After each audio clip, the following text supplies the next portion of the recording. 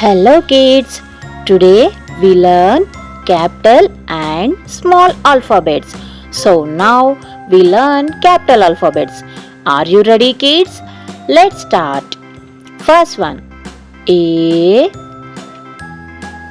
B, C, D, E, F, G, H, I, J, K, L, M, N, O, P, Q, R, S, T, U, V, W, X, Y, Z.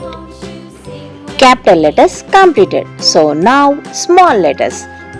You know small alphabets? Let's learn small alphabets. Are you ready kids?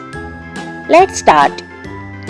A, B, C, D, E, F, G, H, I, J, K, L, M, N, O, P, Q, R, S, T, U, V, W, X, Y and Z.